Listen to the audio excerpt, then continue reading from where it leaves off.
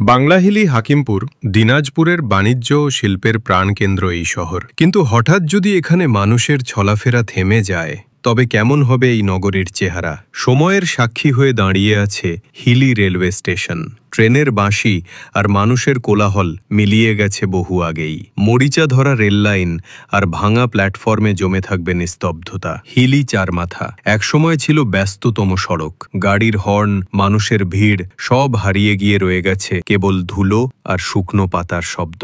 হাকিমপুর উপজেলা স্বাস্থ্য কমপ্লেক্স, যেখানে একসময় মানুষ চিকিৎসার আশায় ছুটে আসত, এখন সেখানে নিস্তব্ধতা। দেয়ালে জমে উঠেছে শ্যাওলা আর লতাপাতা।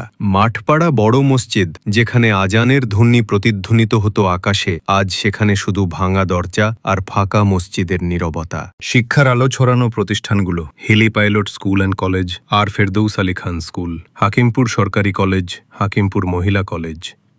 এখন আর নেই ছাত্রছাত্রীর কোলাহল।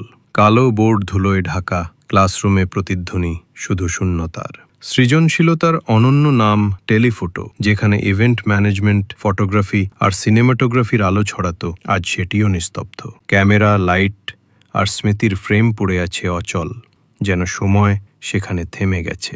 ভাঙ্গা পৌরসভা একসময় ছিল মানুষের আনাগোনায় ভরপুর, আজ তার দরজায় অচল তালা আর দেয়ালে ধুলো জমে আছে। বাংলাদেশ ভারত বাণিজ্যের প্রাণকেন্দ্র হিলি আমদানিকারক গুপ, যেখানে আগে ট্রাক ভরে আসত পণ্য, আজ সেটি জনহীন, গুদাম ভাঙা আর রাস্তা ফাঁকা। অতীতের চিঠি আর যোগাযোগের প্রতীক হাকিমপুর পোস্ট অফিস, আজ সেখানে নেই ডাক পিয়ন, নেই অপেক্ষার ভিড়। খোলা জানালা দিয়ে যাচ্ছে শুধু বাতাস আর নিস্তব্ধতার শব্দ।